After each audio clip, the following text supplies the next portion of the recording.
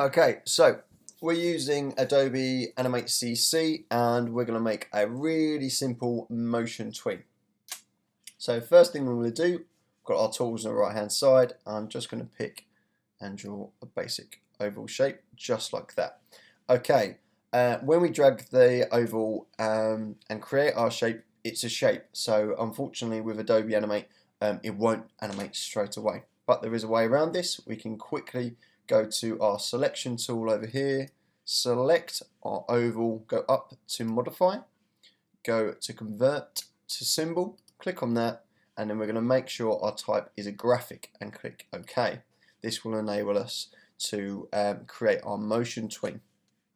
Next thing I'm going to do, making sure I've got my first keyframe in my layers highlighted, I'm going to click and drag all the way to 24 frames so that you can see all those highlighted there. Right click and we're going to create motion tween. Okay. Once we've done that, what I'm going to do is just simply click and drag, make sure in the selection tool, click and drag my shape along here, and there we go. We can see that an animation has happened because we have our blue line here.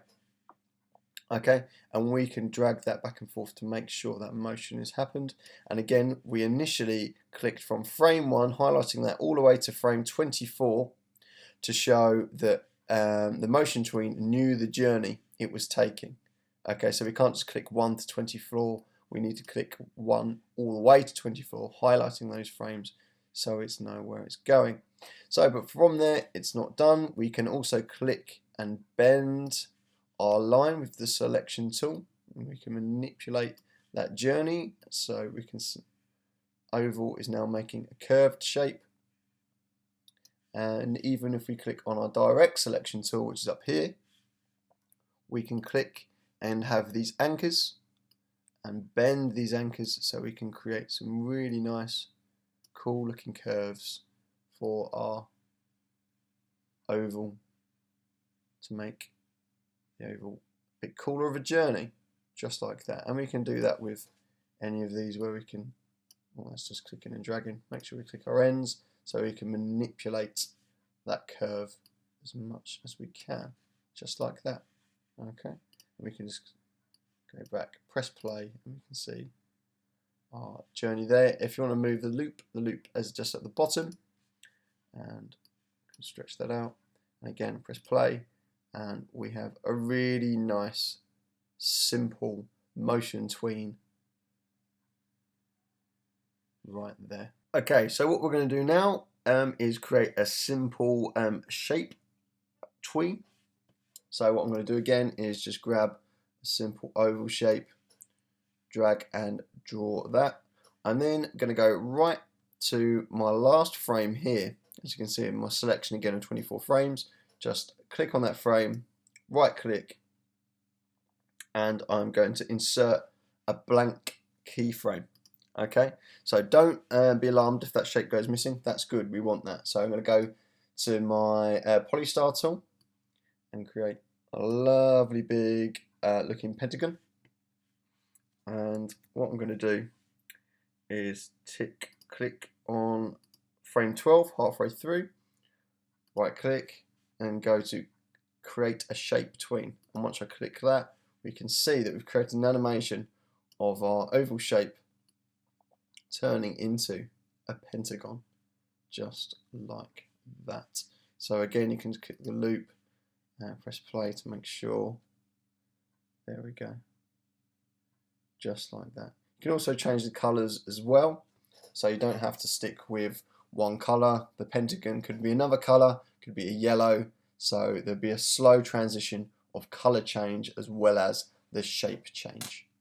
Okay, so the next one we also learned in the session is the shape text tween. So what we're going to do is just like the shape tween where two shapes changed, what we're going to do here is have two different, have a text turn into a shape. So what I'm going to do first is just do a box like that, and I'm going to write the word animation. I'm more than happy with that. Okay, so I can go click our selection tool so we can move this around. That looks fine, just there, just like that. So next thing I do, this is still almost like the shape what we created for Motion Tween. This needs to be a graphic as well. So, but it works in a different way. We don't go to modify, convert symbol. We actually make sure we've got it selected, and we go up to modify, and we go to break apart. Okay, so we click break apart, and as you can see, now each letter has been converted into a separate letter, but it's still editable. So we then need to go up to modify again and click break apart again. And there, as we can see, if we actually zoom in, you can see that it's broken up into all these tiny little dots. But that's good for us. We don't need to worry about them. We just need to make sure we can get to make sure this is all broken down. So this is good for us. That is fantastic. Okay, so again, once we've done that, we drag our needle right to the last frame. Right click on the last frame, click insert blank keyframe. So it disappears, that's fine, happy with that. And then this time I'm going to create, what am I going to create? An oval, let's change the colour as well. And I'm just going to put that and draw that there. Fantastic, happy with that. So again, with 24 frames, I'm going to go all the way to the 12th frame. So halfway through, click on that, right click and click create shape tween. Okay, now as you can see, ooh, it's gone a bit weird there, but it's done what we wanted it to do. So I'm just going to click loop and press play, and as we can see, the principles of animation easily fitting in to that final shape of the oval. So for the last one, we are going to create the bouncing ball, which is stretching and being squashed as well. And that is the most uses of the 12 principles of animation. Okay, so what we're going to start off doing, I'm going to create a brand new layer and call this layer just floor. Okay, so once I've done that, what I'm going to do is go into my line tool. I've got a stroke of 10, I'm happy with that, and just click and drag. So I've got a nice line creating a floor for my ball to bounce off of. So I'm going to get a selection tool as well and just quickly select all of that. So what am I doing? Good start. There we go. Just drag that down. There we go. Lovely. I'm also going to lock that layer in. Okay, so the next thing I'm going to do is create another layer because this is going to be our ball layer. So I can double click that, call this ball, and go to our oval, zoom out a little bit with command minus and actually draw our bouncy ball up here. And again, I'm going to center it as best I can. Make sure you don't do that. Make sure you highlight all of the ball so you get the stroke and the feel, because that's, don't want to make the same mistake as me. Lovely. Okay, so first thing we want to do is remember that our ball is currently still a shape, so we want to highlight all of that, go up to modify, go to convert symbol once again, and make sure that's the graphic. We can even name this ball, that's good practice. Click OK, and there we go. So that's just one shape now, or one graphic. Cool. From there, what I'm going to do is click on, because it's 30 frames I've got highlighted here, I'm going to click on the 15th frame and go and create a motion tween. Okay, so there we go, that's created a motion tween. So the next thing I'm going to do is make sure I'm on my selection tool and click and drag my ball all the way down until it hits that floor, and we can see that guideline pop up there as well. And as soon as I let go, we've got this initial animated line. So I've just created a basic motion tween there. Okay, I'm now going to move my needle again to frame 30 and then drag this up again to there. Lovely, fantastic.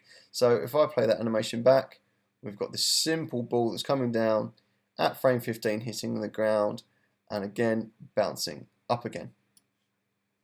Okay, and yeah, that's cool. I'm happy with that, but obviously this is, not using, or it's only using a couple of principles of animation, and not really creating a realistic look for our bouncy ball. So we're going to make sure we are going to squash and stretch this keyframe. Okay. So what we're going to do is we can click on these keyframes, and what I'm going to do first is right click, go to insert keyframe and all.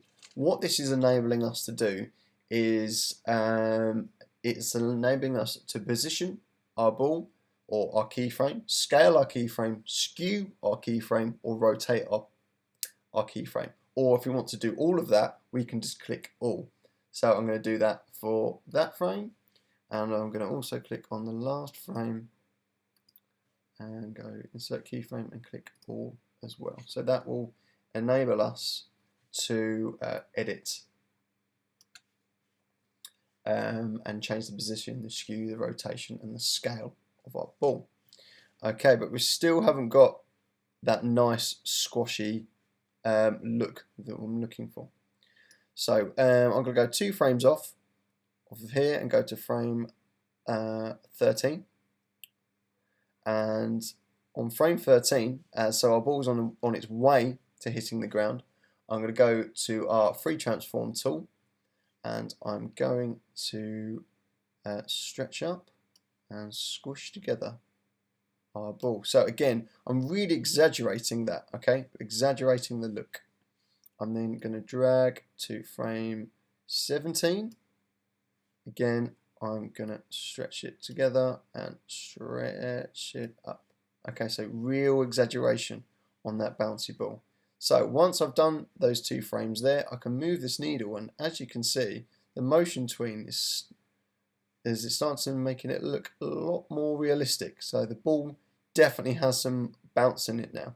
Okay. So to finish this off, if I look at frame 15, the ball, once it hits the ground, is in a perfect circle. Well, as we know in the real world, the ball wouldn't be a perfect circle. So what I'm going to do is click on this keyframe, and again with the freeform tool is click and squish the ball and drag it down so we get that line. Lovely. Click off it, move our line, and as we can see, it's a really nice shape now with our bouncy ball. So if I turn on the loop, drag that along, click off it, make sure we can click off it, or just click on that tool, that's fine. Click play.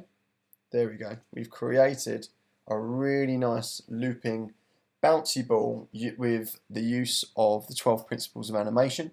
So exaggeration, overlapping, squash and stretch, pose to pose as well instead of straight ahead. If we want to see those straight ahead frames, we can just quickly pause this, click on onion skinning, and there we go. You can see all of the frames there. There's loads of them, look. Maybe just do those ones. Just do a few frames so we can tell what's happening with our onion skinning there. All of the frames there. So straight ahead is also being used here, but we used pose to pose initially. Fantastic. I hope you follow along with this and also write it up.